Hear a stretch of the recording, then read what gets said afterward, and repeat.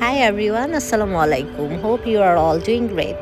গতকাল রাতে আমি এবং আমার কিছু ফ্রেন্ডস মিলে চলে যাই গ্রিন স্ট্রিট ঝাল পয়েন্টে। সো আজকে আপনাদের সাথে তারই কিছু মুহূর্ত শেয়ার করব। Alright, late get started. বাইরের কান্ট্রিগুলো তো দেখা যায় সবাই ব্যস্ত থাকে, সবাই সবাইকে সময় দিয়ে উঠতে পারে না। দেখা যায় কেউ কাজ নিয়ে ব্যস্ত, কেউ পরিবার নিয়ে ব্যস্ত, কেউ বা তার পার্সোনাল লাইফ নিয়ে ব্যস্ত। তো সকল ব্যস্ততার মাঝে আমরা যেটুকু সময় পাই সেটুকু সময় আমরা চাই আনন্দের সাথে কাটাতে, সবার সাথে কাটাতে। এদিন আমার কাজ ছিল, কাজ শেষ করার পরে আর আমার কিছু ফ্রেন্ডস কল দিয়ে বলে চলো আমরা ঝাল পয়েন্টে গিয়ে ঘুরে আসি। সো দেখা যায় যে সবার একজনের অফ থাকলে আরেকজনের অফ থাকে না। তাই আমি টায়ার্ড থাকার পরেও আর না করিনি। যখনই ওরা আমাকে কল দিয়ে বলছে চলো যাই, তখন আমি বলছি ওকে চলো, তোমাদের যার যারই অফ আছে চলো আমরা গিয়ে তাহলে ঘুরে আসা যাক। এই জায়গাটায় আমরা সবাই আড্ডা দেওয়ার প্রধান কারণ হলো এই জায়গায় যখনই আসা হয় মনে হয় যেন আমরা মিনি বাংলাদেশে চলে আসছি। এখানে মোটামুটি সবাই বাংলাদেশি, প্লাস এখানে যে ফুড স্টলগুলো এবং রেস্টুরেন্টগুলো রয়েছে এগুলোর মধ্যে সব বাংলাদেশি খাবারগুলোই বেশি পাওয়া যায়। আর আমরা বাঙালিরা তো যেখানেই শুনবো ফুচকা, হালিম, চটপটি, ভেলপুরি এসব পাওয়া যায় সেখানেই আমরা দৌড় দিই। আর এখানে যেহেতু সব কিছুই পাওয়া যায় তাই আমরা এখানেই চলে আসছি আড্ডা দেওয়ার জন্যে। বাইরে এত বেশি ঠান্ডা পড়তেছিল, প্লাস কুয়াশা ছিল, বাট তারপরেও কত বাঙালি ওখানে একসাথে আড্ডা দিচ্ছিল।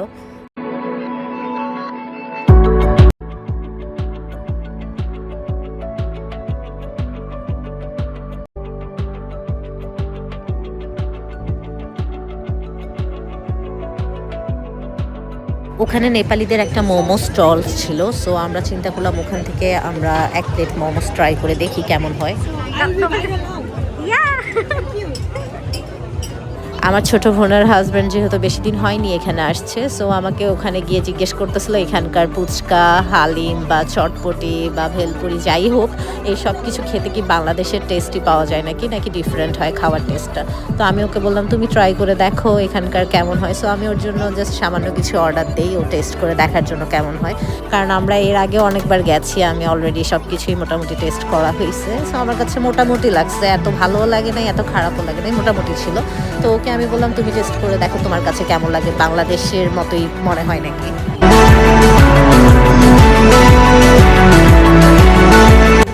ওদের ছোট ফুচকা থেকে আমার কাছে কেন জানি মনে হয় যে তুলনামূলকভাবে ভেলপুরিটাই বেশি মজা হয়। সো আমি সেজন্য দুটো ভেলপুরি অর্ডার দিই, একটা ওর জন্য অর্ডার দিই, একটা আমার জন্য অর্ডার দিই। আর আমার ফ্রেন্ডদেরকেও জিজ্ঞেস করি খাবে না, বাট ওরা বলতেছিল ওরা এখানকার ভেলপুরি ফুচকা আজকে খাবে না, ওরা আজকে অন্য একটা রেস্টুরেন্টের ফুচকা ট্রাই করবে। আর ওই রেস্টুরেন্টটার নাম ছিল খেলাঘর। নোবেল ভেলপুরি অ্যান্ড ফুচকা ট্রাই করার পরে বলতেছে বাংলাদেশের মতো এতটা টেস্টি না, বাট চলে, খারাপ না। দেন ওখান থেকে আমরা চলে যাই খেলাঘরে। ওখানে গিয়ে দেখি সবাই ক্যারাম খেলতেছিল। সো আমরা সবাই ওখানে গিয়ে বসে যাই, বসে ওদের মেনিউগুলো দেখি, দেখার পরে আমরা সিলেক্ট করতেছিলাম আমরা কি খাবো।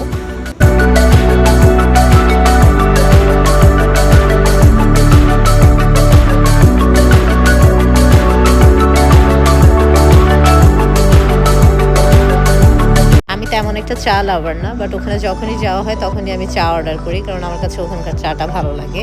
সো এখানে পাশাপাশি আমার ফ্রেন্ডসরা ওরা ফুচকা, চটপটি, বার্গার এসব কিছু অর্ডার দিয়েছিল।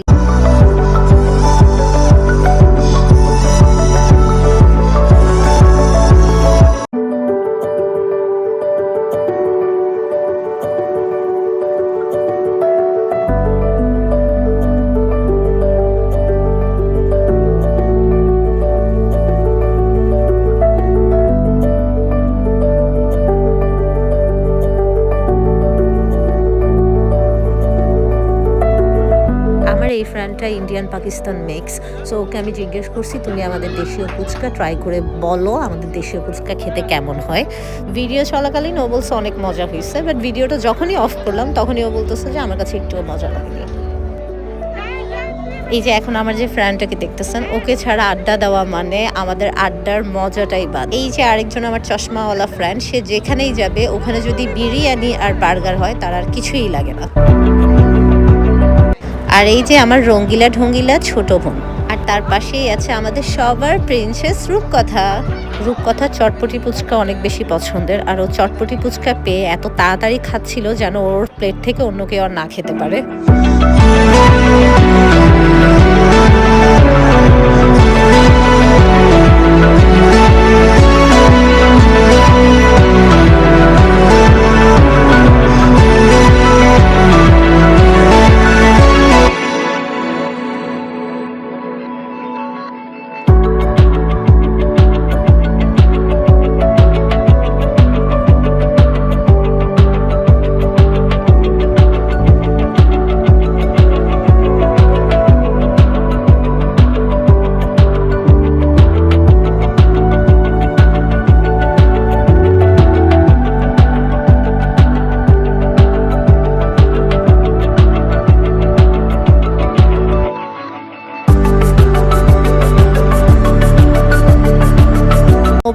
খেলতেছিল, আর পাশে আমার মেঝো বোন দাঁড়িয়ে অসহায়ের মতো দেখতেছিল, কারণ ও ক্যারাম খেলতে জানে না। এই যে আমার কিউট ইন্ট্রোভার্ট সেজো বোন, যে কিনা তার হাজব্যান্ড আসার পর থেকে অনেকটা এক্সট্রোভার্ট হয়ে গেছে।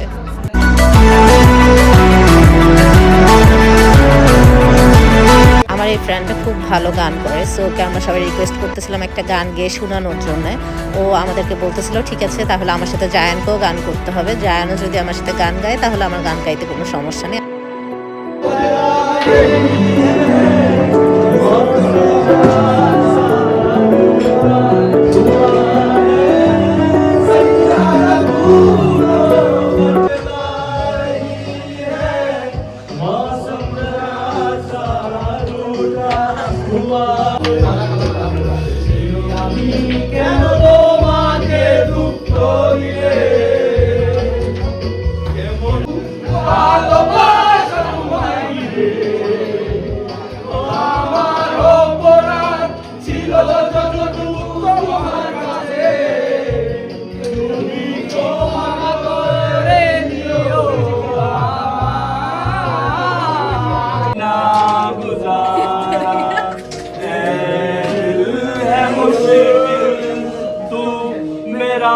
खुदा तू ही दुआ में शामिल, तेरे बिना गुजारा ऐ दिल है मुश्किल।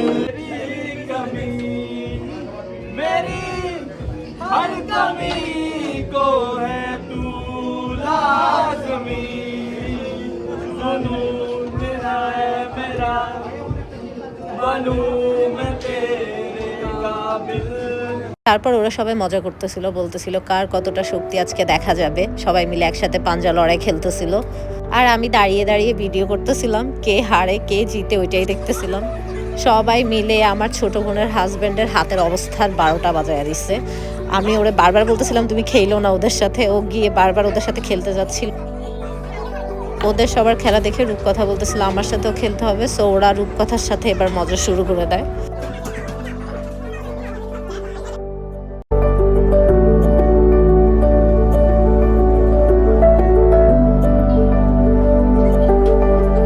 আমি নিজেকে অনেক বেশি লাকি মনে করি, কারণ আজ পর্যন্ত আমার যত ছেলে ফ্রেন্ড মেয়ে ফ্রেন্ড হয়েছে প্রত্যেকটা ফ্রেন্ডই অনেক ট্রাস্টেবল ছিল, অনেক কেয়ারিং ছিল, অনেক সাপোর্টিভ ছিল। ওদেরকে আমি আসলে এখন আর ফ্রেন্ডের মতো দেখি না, ওদের সবাইকে আমি আমার নিজের ফ্যামিলি মেম্বার্সদের মতোই দেখি। আর যে কোনো প্রবলেমে পড়লে আমি জাস্ট ওদেরকে একবার যখন বলি আমি একটা প্রবলেমে পড়ছি, ওরা সবাই রেডি আমাকে হেল্প করার জন্য। সো আমি অনেক বেশি নিজেকে লাকি মনে করি, আলহামদুলিল্লাহ যে আল্লাহ আমাকে এতগুলা ভালো ভালো ফ্রেন্ডের মাঝখানে রাখছে, যাদের জন্য মন খারাপ হওয়ার কোনো চান্সই নেই। আমরা সবাই মিলে অনেক ভালো একটা টাইম স্পেন্ড করছি। দেন সবাইকে বলতেছিলাম রাত হয়ে গেছে, চলো এবার বাসায় যাওয়া যাক।